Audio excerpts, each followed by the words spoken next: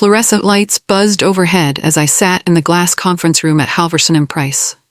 Brett Conley, my boss, shuffled papers like he was dealing cards. His face wore that fake serious look he practiced in the mirror. "Carla, we're making some changes," he said, not looking at me. "Your department is redundant." The word hit me like a slap. 11 years. 11 years of building systems, maintaining client relationships, keeping this place running. I watched Brett's mouth move, explaining budget cuts and streamlining. My mind went quiet, not shocked quiet, calculating quiet. "We're offering a generous severance," he continued, sliding a folder across the table. 3 months' pay. I picked up the folder. My hands didn't shake. Brett probably expected tears or anger. Instead, I opened it, read the terms, and nodded. "I'll need a reference letter," I said calmly. Brett blinked. "Of course, absolutely." I stood up, smoothed my skirt, and shook his hand. His palm was sweaty. Mine wasn't. "Thank you for the opportunity," I said. As I walked out, I caught my reflection in the glass door. I looked the same as always. Composed, professional, invisible. Brett had no idea what he'd just done. The next morning, Brett called an all-hands meeting. I wasn't there anymore, obviously, but my friend Sarah texted me everything. "We're entering a new era of efficiency," Brett announced, pacing like a CEO from some business movie. "By eliminating redundancies, we'll boost our profit margins by 15%. The staff nodded. They had to. Nobody wanted to be next. Brett introduced my replacement, a temp named Madison who looked fresh out of college. She had bright eyes and a notebook full of questions nobody could answer. "Madison will handle all compliance matters," Brett said. "She's very eager to learn." Sarah sent me a photo. Madison looked terrified. That afternoon, Madison accidentally deleted the shared compliance folder I'd maintained for our biggest client, Kessler Logistics. It contained 11 years of safety protocols, audit records, and regulatory updates. Brett didn't know yet. The system was set to auto-backup every 3 days.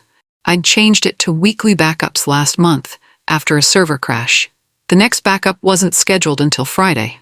Madison tried to restore the folder but couldn't find the backup location. She spent 2 hours clicking through folders before giving up. I was at home, watering my tomatoes, when Sarah called. "She deleted everything," Sarah whispered. I smiled at my garden. "That's unfortunate." 2 days later, a safety auditor showed up at Kessler's main logistics center. Routine inspection. He found a minor violation, some paperwork missing from a refrigerated transport unit. In the old days, I would have handled this in 10 minutes. I kept copies of everything. I knew which forms went where and who to call. But I wasn't there anymore. The auditor wrote up the violation and sent it to Kessler's compliance team.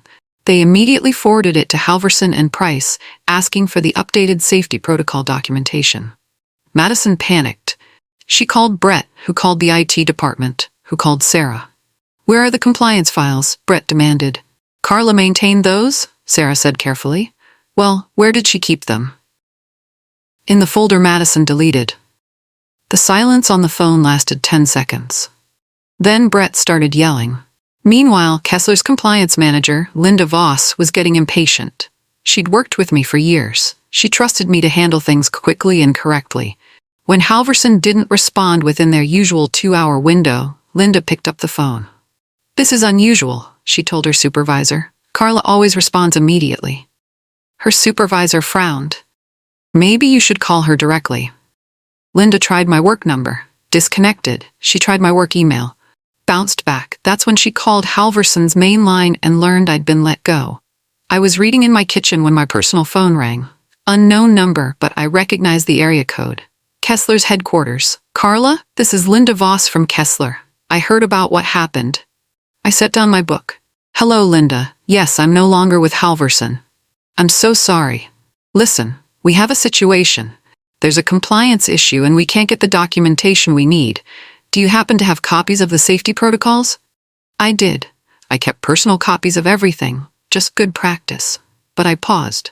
"I'm not sure I should get involved," I said. "I don't work there anymore." "I understand, but Carla, you know how important this is. We've got auditors breathing down our necks, and your replacement doesn't seem to know the system." I walked to my file cabinet. My personal archive was 3 times more organized than anything I'd left at Halverson. "I can send you a copy of the standard protocol," I said. but going forward you'll need to work with Madison. Thank you so much. You're a lifesaver. I sent the file within 10 minutes. Linda probably thought I was being helpful. I was really just buying time. The protocol I sent was correct but incomplete. It was the basic template, not the customized version I'd developed specifically for Kessler's unique operations.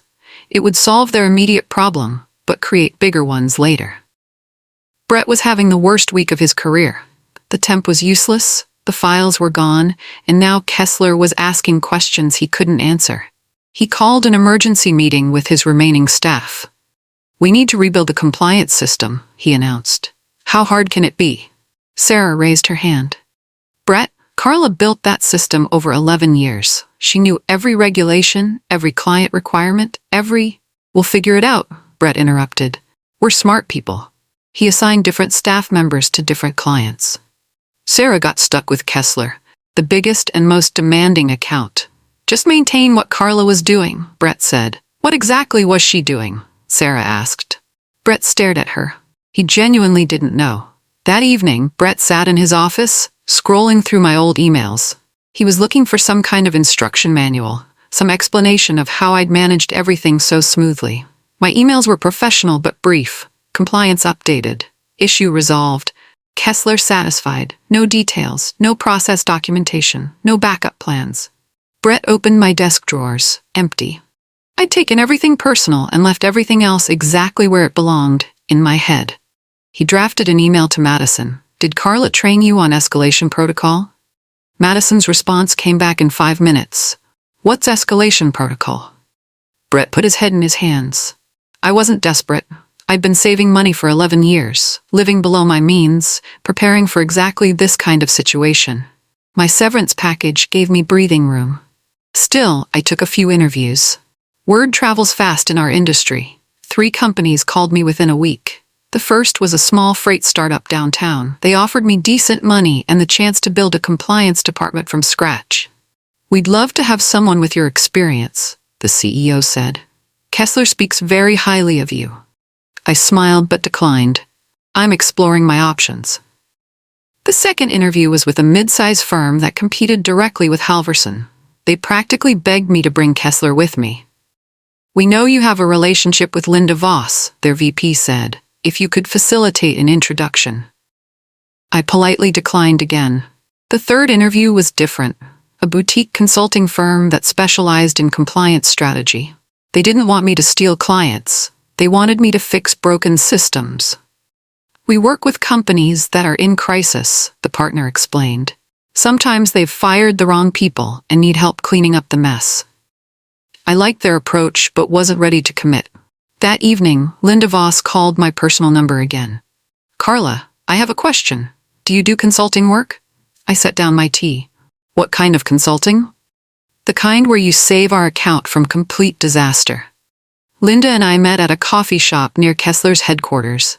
She looked stressed, more stressed than I'd ever seen her. "Halverson is falling apart," she said quietly. "The temp they hired doesn't understand basic compliance requirements. We've had 3 more violations this week." I sipped my latte. "That's concerning. Carla, we need help. Real help. Would you consider a short-term consulting contract? We'll pay you directly to oversee compliance until they get their act together." It was a generous offer. More than generous, it was exactly what I'd been hoping for. "I'd need some protections," I said. "Non-disclosure agreement, no solicitation clause." "Of course. The NDA isn't to protect you," I clarified. "It's to prevent Halverson from contacting me directly during the contract period." Linda raised her eyebrows. "You don't want them to know you're consulting for us?" "I want them to realize they need to solve their own problems." We spent an hour working out the details. Kessler would pay me triple my old salary for a 3-month contract. I would provide compliance oversight but work exclusively through Linda. As I signed the contract, Linda smiled. "Halverson has no idea what they lost, do they?" I smiled back. "They're about to find out." The next morning, I walked into Kessler's headquarters as a consultant. Same building I'd visited hundreds of times, but now I was on the other side of the table. I set up in a conference room and started reviewing Halverson's recent compliance reports. They were a disaster. Within 48 hours of my consulting contract starting, Linda decided to conduct a surprise internal audit of Halverson's systems. It was her right as the client, and my suggestion as the consultant. We need to understand the scope of the problem, I told her. The audit was brutal. Kessler's team found violations dating back 3 weeks, some hidden by Madison's panicked attempts to fix her mistakes, others simply ignored because nobody understood the requirements. The refrigerated transport issue was worse than anyone realized. Not only was the paperwork missing, but the temperature logs showed potential spoilage of $200,000 worth of pharmaceutical products. A missed recall notice had left contaminated food products in circulation for 5 days. Safety protocols for hazardous materials were outdated by 6 months. I compiled the findings into a comprehensive report. 23 pages of violations, system failures, and compliance gaps. Linda read it twice. This is unacceptable. It gets worse, I said. These are just the issues we can see. There are probably more problems buried in their system. That afternoon, Kessler's legal department sent a formal notice to Halverson and Price. Unless all compliance issues are resolved within 7 days, Kessler Logistics will terminate our contract effective immediately. The contract was worth $1.2 million annually. Brett received the notice at 4:47 p.m. on a Friday. By 5:15 p.m., he was calling my personal phone. "Carla, thank God. Listen, we need to talk." Brett's voice was different. Humble, almost desperate. "Hello, Brett," I said calmly. I was cooking dinner, stirring pasta sauce while he panicked. "Look, I know things ended awkwardly, but we're facing a situation here. Kessler is threatening to terminate.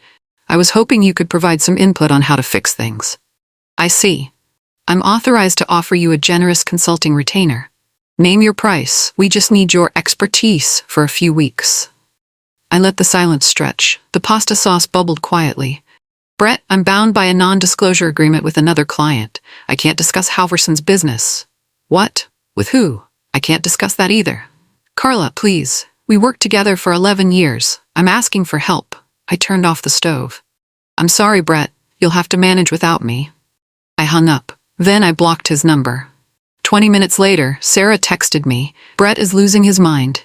He's called an emergency meeting for Monday morning." I smiled and served myself dinner. The pasta was perfect. Monday morning brought chaos to Halverson and Price. The compliance failures were cascading like dominoes. A warehouse team leader named Mike Rodriguez quit after being blamed for a system failure he'd actually warned Brett about 2 weeks earlier.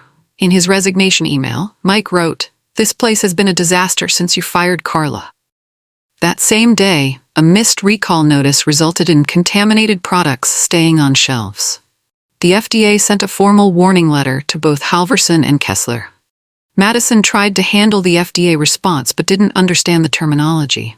She sent back a form letter that actually made things worse. By Tuesday, Kessler had received 3 more compliance violations from different auditing agencies.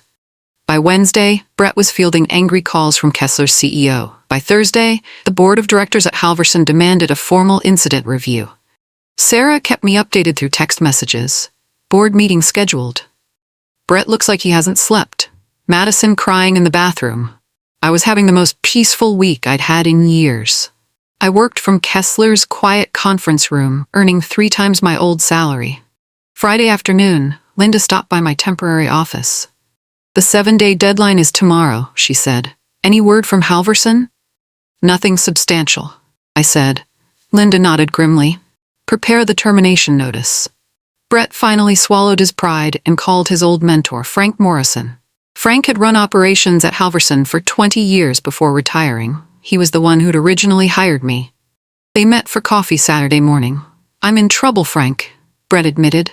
"We lost our compliance specialist, and now our biggest client is threatening to leave." Frank stirred his coffee slowly. "Who was your compliance specialist?" "Carla Merritt. Had to let her go for budget reasons." Frank stopped stirring. "You fired Carla?" "It was a business decision. Her salary was." "Brett, you don't fire the person who keeps the ship from sinking. Carla wasn't just an employee. She was the system." That afternoon, Brett went back to the office and pulled my personnel file.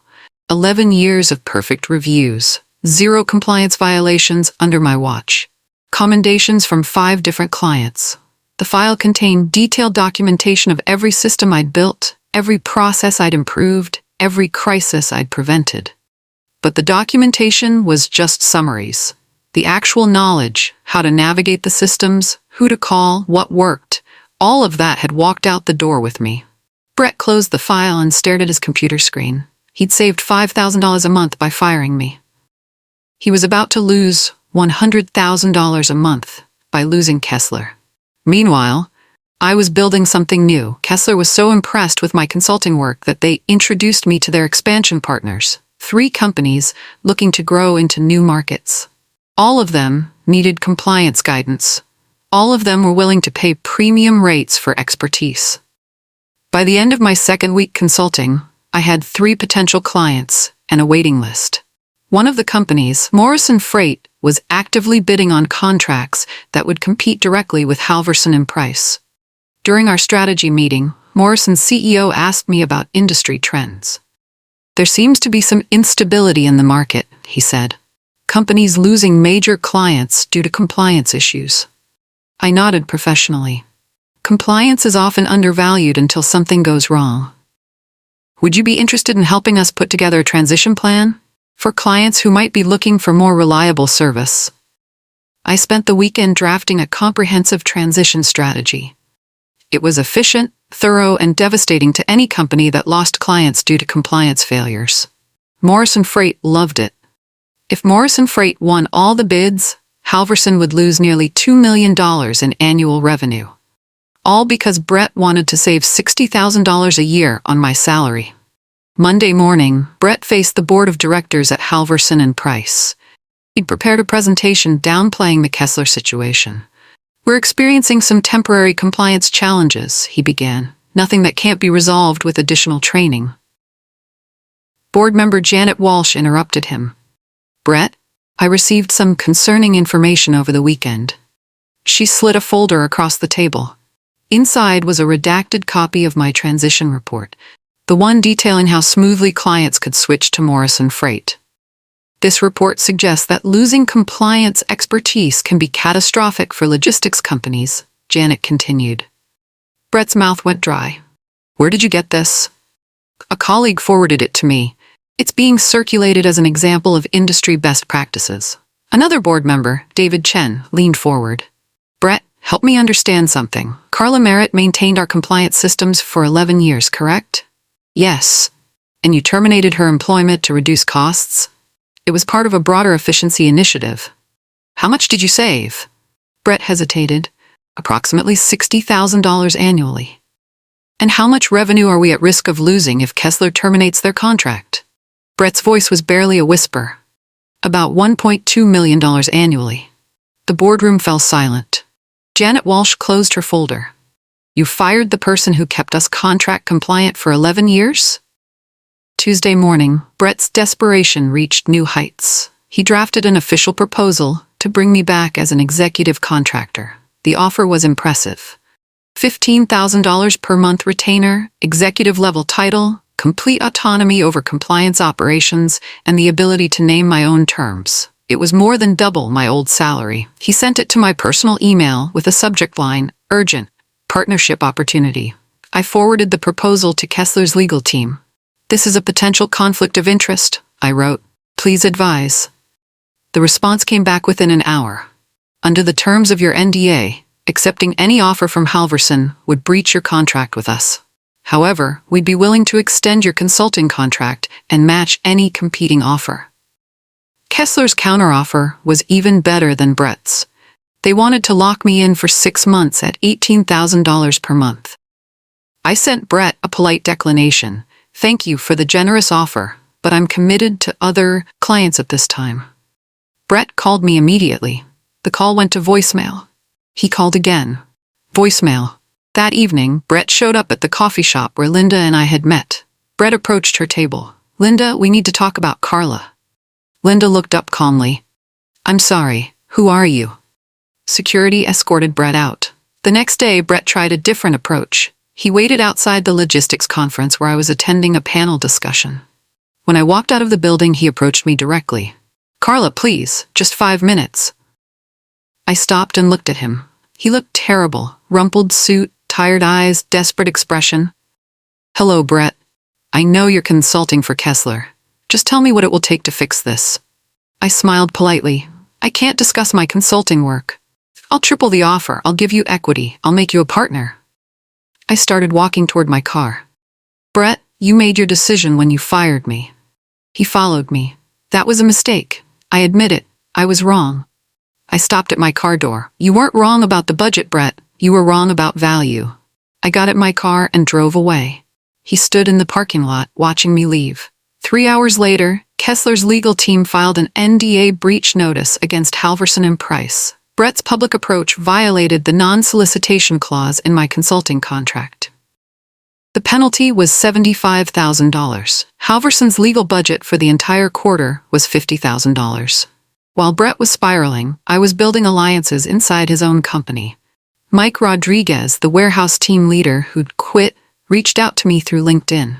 We met for coffee. "I wanted to thank you," he said. "Your resignation letter gave me the courage to speak up about what was really happening." "I didn't write a resignation letter," I said. "I was terminated." Mike's eyes widened. "That's not what they told us. They said you left for a better opportunity." I showed him the termination paperwork. His anger was immediate and visible. "They fired you to hire that temp?" "Budget cuts," I said simply. Mike pulled out his phone. "I still have access to the company internal system. Want to see something interesting?" He showed me a memo dated 3 weeks before my termination. The subject line read, "Cost Reduction Initiative Target Positions." My name was at the top of the list. "They planned this," Mike said. "This wasn't about performance or redundancy. This was about money." I asked Mike to forward me the memo. He hesitated for about 2 seconds, then hit send. That evening, I shared the memo with 3 former Halverson employees who'd reached out to me over the past few weeks. All of them had been loyal to me and felt betrayed by how I'd been treated. All of them still had friends inside the company. By morning, the memo was circulating through Halverson's entire staff. The subject line of the internal forwards was simple. They planned it. The following week, I received an unexpected invitation. The Regional Logistics Conference wanted me to deliver a keynote speech about compliance management. It was a prestigious opportunity. 300 industry professionals would attend, including executives from every major logistics company in the region. But I declined. Instead, I recommended Sarah, my former colleague, who was struggling to maintain compliance systems at Halverson. Sarah Martinez would provide valuable insights from the front lines of logistics management, I wrote to the conference organizers. Sarah was thrilled. Her speech was titled, "What Happens When Experience Walks Out the Door." She didn't mention Halverson by name, but everyone knew exactly what company she was talking about. The speech was recorded and posted online. Within a week, it had 50,000 views. In the Q&A session, someone asked, "What would you do differently if you were in charge?" Sarah's answer was devastating. "I would never fire the person who kept the company compliant for 11 years to save a few $1,000s a month." The audience applauded for 30 seconds. Brett was in the audience. He left during the applause. 2 weeks after my termination, Kessler made it official. They sent a formal notice terminating their contract with Halverson and Price. Linda asked me to review the termination letter before sending it. I made sure every word was precise and legally sound. The final paragraph read, "Kessler Logistics requires partners who prioritize compliance excellence and maintain experienced staff capable of meeting complex regulatory requirements. Halverson and Price no longer meets these standards." The letter was copied to Halverson's board of directors and their other major clients. Brett received the notice at 2:17 p.m. on a Tuesday. At 2:45 p.m., he called an emergency board meeting. At 4:15 p.m., Brett was asked to prepare his resignation letter. By 5 p.m., the news was spreading through the industry. Halverson and Price had lost their biggest client due to compliance failures. Morrison Freight's CEO called me that evening. "We heard about Kessler," he said. "Are you interested in a permanent position? We're about to get very busy." I smiled. "Let's talk." The domino effect was swift and merciless. Within 48 hours of Kessler's termination notice, 2 other clients requested compliance audits of their Halverson contracts. Both audits revealed significant issues. Morrison Freight, armed with my transition plan, submitted competitive bids for all 3 accounts. Halverson's revenue projections plummeted by 40%. The board called an emergency meeting to discuss bankruptcy protection. An investor who'd been considering a $2 million expansion loan withdrew his offer, citing leadership instability. Brett was officially demoted to regional advisor, a glorified sales role with no authority. His replacement was Jennifer Huang, a former colleague who'd been mentored by me at a previous company. Jennifer's first act was to call me. "Carla, would you be willing to consult on rebuilding our compliance systems?" I was polite but firm. "Jennifer, I have existing commitments that prevent me from working with Halverson." After we hung up, I sent her a text. "Congratulations on the promotion.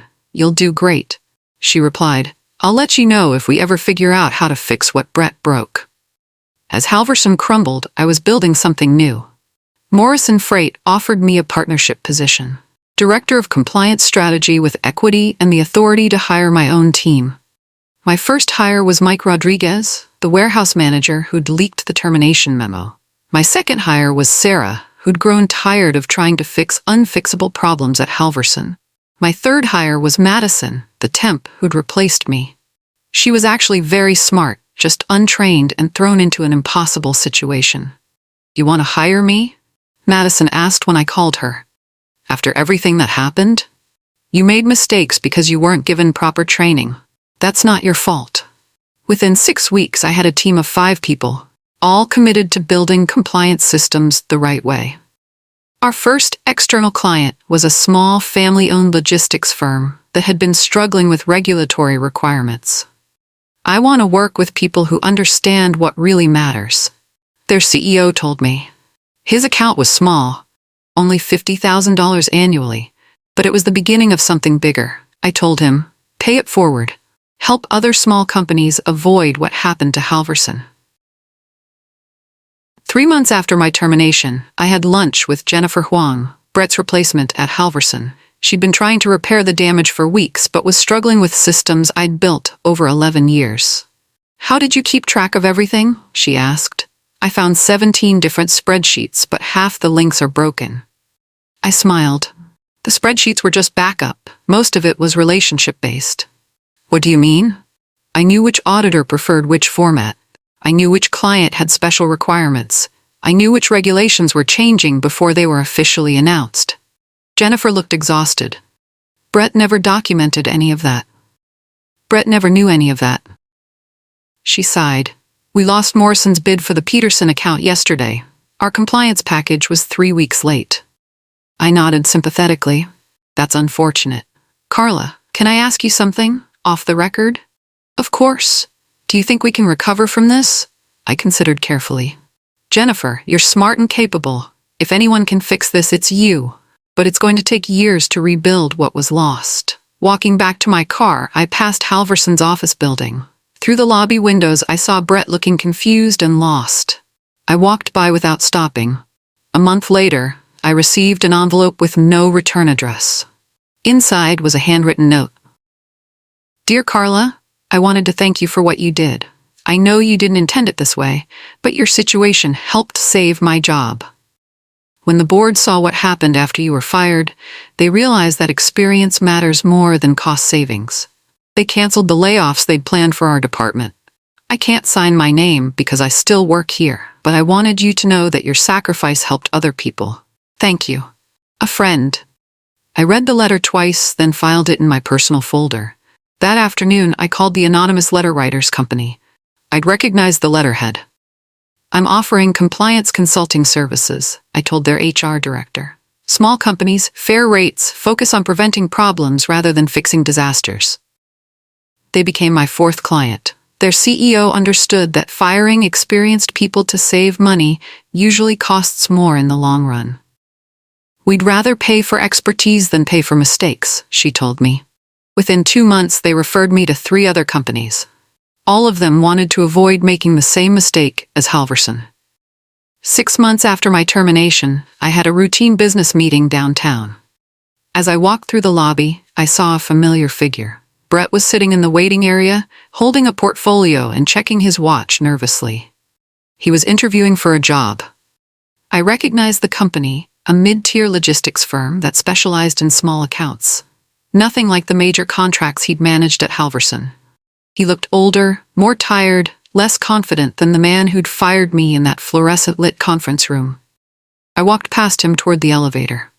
He didn't notice me at first, then did a double take. Our eyes met for a brief moment. He started to stand, probably to approach me, but I'd already entered the elevator. As the doors closed, I saw him sink back into his chair. The elevator climbed toward my meeting on the 15th floor. I felt nothing. No satisfaction, no anger, no pity. Just the quiet peace of someone who'd moved beyond their past. My phone buzzed with a text from Linda Voss. Heard Morrison Freight landed the Peterson account. Congratulations. I smiled and typed back, just good planning.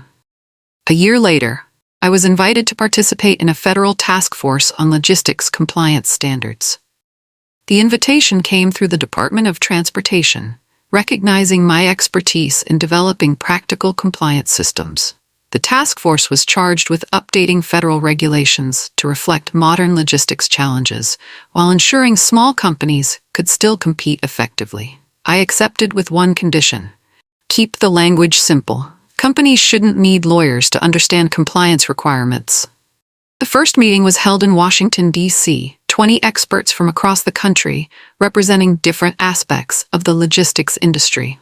During introductions, I simply said, Carla Merritt, independent compliance consultant. I help companies avoid expensive mistakes. The task force spent 6 months developing new standards.